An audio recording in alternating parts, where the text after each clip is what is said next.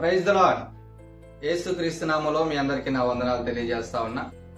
ప్రతిదినము ప్రభువుతో అనే ఈ కార్యక్రమాన్ని చిన్న ప్రార్థన చేసుకుని మనం ప్రారంభించుకుందాం. తండ్రి, నీకు వందనాలు, స్తుతులు, స్తోత్రాలు. మరొక ఉదయకాల సమయాన మేము ఈ రీతిగా నీ పాదాల దగ్గర చేరడానికి మీరు మాకు ఇచ్చిన ఈ యొక్క భాగ్యానికై, సమయానికై మీకు వందనాలు. మీ మాటలు వినాలని ఎంతమంది అయితే ఆశతో ఉంటున్నారో వారందరితో కూడా దేవనైనా మీరు మాట్లాడి అయ్యా వారిని బలపరిచి స్థిరపరిచి నడిపించమని యేసుక్రీస్తు నామములో ప్రార్థించి వేడుకున్నాను తండ్రి, ఆమేన్. రైట్. దేవుని యొక్క శక్తి సామర్థ్యాలు తెలియక నేటి దినాలలో అనేక మంది క్రైస్తవులు మరి దేవుణ్ణి చాలా తక్కువగా చేస్తుంటున్న వారిగా ఉంటా ఉన్నారు. అంటే ఏదైనా మనకు భయంకరమైన సమస్య వచ్చినప్పుడు అబ్బా ఈ సమస్యను దేవుడు తీర్చగలడా, ఏదైనా పెద్ద అవసరం ఏర్పడినప్పుడు అమ్మో ఈ అవసరాన్ని దేవుడు తీర్చగలడా, భయంకరమైన వ్యాధి సోకినప్పుడు అబ్బా ఈ యొక్క వ్యాధిని దేవుడు నయం చేయగలడా. సో చాలా సార్లు చాలా మంది దేవుణ్ణి విశ్వసించిన వారికే ఈ విధమైన ఆలోచనలు వస్తూ ఉన్నాయి. ఎందుకు అంటే దేవుడి గురించి సరైన అవగాహన లేకపోవడం వలన, దేవుని యొక్క శక్తి సామర్థ్యాలను గుర్తించలేని వారు అవటం వలన ఇలాంటి ఆలోచనలు వస్తుంటున్న పరిస్థితి కనబడతా ఉంది. తెలుసుకోవాల్సిన విషయం ఏంటంటే ఆయనకు అసాధ్యమైనది ఏదీ లేదు. ఎందుకని అంటే ఆయన సర్వ సృష్టిని కూడా నోటి మాట చేత సృష్టించిన శక్తి కలిగిన దేవుడు. కాబట్టి ఈ సృష్టిలో ఆయనకి అసాధ్యమైనది ఏదైనా ఉంటుందంటే ఎంత మాత్రం కూడా ఉండదు. ఒక ఆమె బైబిల్ గ్రంథంలో అలాగే సందేహించింది. శారా అనబడిన ఆమె ఈ వృద్ధ వయసులో నా యొక్క స్త్రీ ధర్మం నిలిచిపోయిన తర్వాత మరి నాకు పిల్లలు పుట్టడం కుదరతాదా అని దేవుడు అమ్మ నీకు పిల్లలు పుడతారు అని చెప్తుంటే ఆమె నవ్వుకున్నది.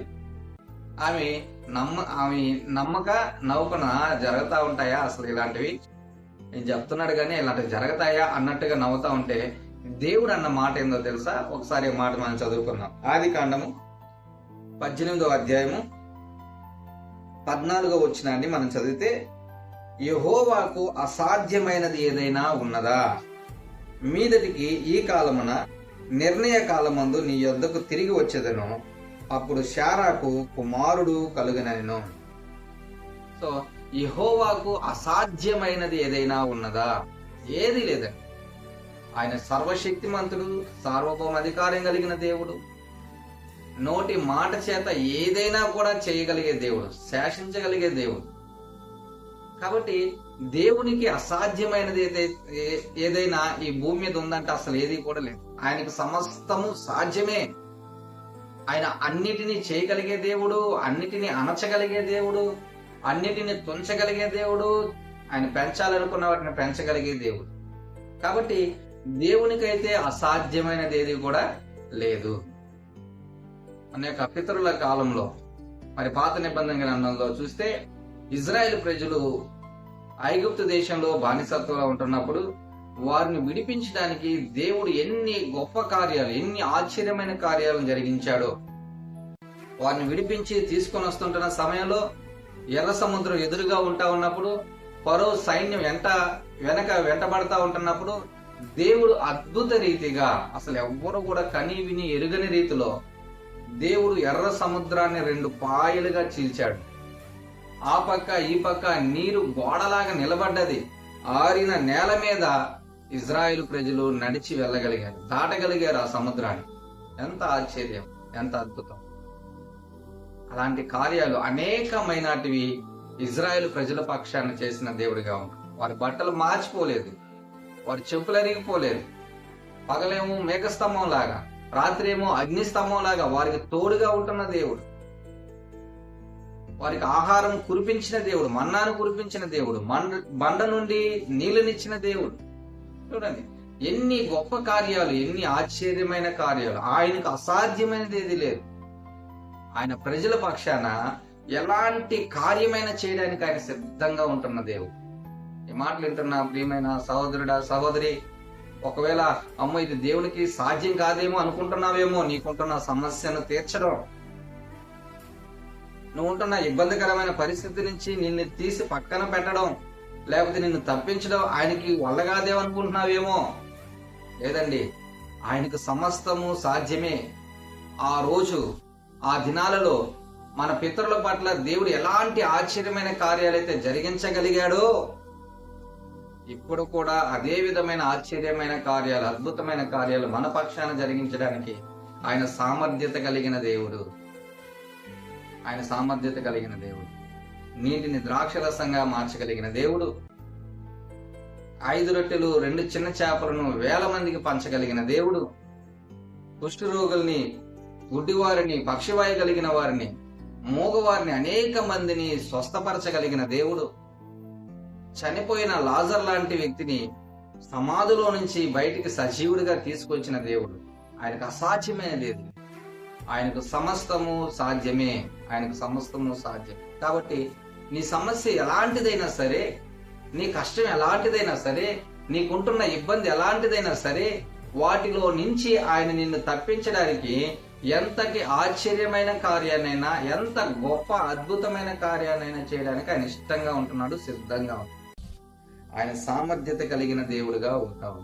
కాబట్టి ఈ ఉదయకాల సమయంలో దేవుడు నీ పక్షాన గొప్ప కార్యాలు చేయగలడు అన్న మాటను నువ్వు నమ్మినట్లయితే నిజంగా దేవుడు ఆశ్చర్యమైన కార్యాలు చేస్తాడు, అద్భుతమైన కార్యాలు చేస్తాడు. మనం ఒక మాట చదువుకుందాం. హెబ్రీయులకు రాసిన పత్రిక 13వ అధ్యాయము 8వ వచనంలో, యేసుక్రీస్తు నిన్న నేడు ఒక్కటే రీతిగా ఉన్నాడు, అవును యుగ యుగములకు ఒక్కటే రీతిగా ఉన్నాడు. ఆయన అప్పుడు ఎలా ఉన్నాడో ఇప్పుడు కూడా అలాగే ఉంటున్నాడు. ఆయన అప్పుడు ఎలాగైతే తన ప్రజల పక్షాన ఆశ్చర్యమైన కార్యాలు, అద్భుతమైన కార్యాలు జరిగించాడో, ఇప్పుడు కూడా ఆయన ప్రజల పక్షాన ఆశ్చర్యమైన కార్యాలు, అద్భుతమైన కార్యాలు చేయడానికి ఆయన సిద్ధంగా ఉంటున్న దేవుడు, సామర్థ్యత కలిగిన దేవుడిగా ఉంది. కాబట్టి నీ జీవితంలో కూడా దేవుడు గొప్ప కార్యాలు చేయగలడు. నువ్వు అసాధ్యం అనుకున్న దానిని దేవుడు సుసాధ్యము చేయగలిగే దేవుడు, సాధ్యపరిచి చూపించగలిగే దేవుడు నీకు. అమ్మో, దీని నుంచి అసలు నేను బయటికి రాలేనేమో అనుకుంటే దాని నుంచి సునాయాసంగా బయటికి తీసుకురాగలిగే దేవుడు ఆయన. నమ్ము, ఆయనకు అసాధ్యమైనది ఏది లేదని గొప్ప కార్యాలు నీ జీవితంలో చూడగలుగుతాం. కాబట్టి తలలో ఉంచి చిన్న ప్రార్థన చేసుకో. ప్రభువా, ఈ క్లిష్టమైన పరిస్థితి నుంచి, ఈ ఇబ్బందికరమైన పరిస్థితి నుంచి, ఈ అపాయకరమైన పరిస్థితి నుంచి, నువ్వు ఏదైతే అసాధ్యం అనుకుంటున్నావో దాని నుంచి తప్పించడానికి ఆయన సామర్థ్యత కలిగిన దేవుడు. కాబట్టి చిన్న ప్రార్థన చేయి, దేవుడు నీకు సహాయం చేస్తాడు. తలలో ఉంచుదాం, ప్రార్థన చేసుకుందాం. పరిశుద్ధుడా, మీకు వందనాలు నాయన. మీకు అసాధ్యమైనది ఏది లేదని ఈ వాక్యం ద్వారా మేము విన్నాం. కాబట్టి ప్రభువా, ఇదిగోనైనా ఎవరెవరైతే ఇబ్బందికరమైన పరిస్థితుల్లో ఉండి నన్ను ఎవరు దీని నుంచి తప్పించగలరు అని ఎదురు చూస్తుంటున్న వారిగా ఉంటున్నారు, నన్ను ఎవరు కూడా తప్పించలేరు అని అనుకుంటున్న పరిస్థితుల్లో ఉంటా ఉన్నారు, వారందరికీ కూడా ఆశ్చర్యకరుడివి, ఆలోచనకర్తవి, అద్భుతాలు చేయగలిగే దేవుడు అయిన నీవు వారి జీవితాల్లో ఆశ్చర్యం జరిగించండి.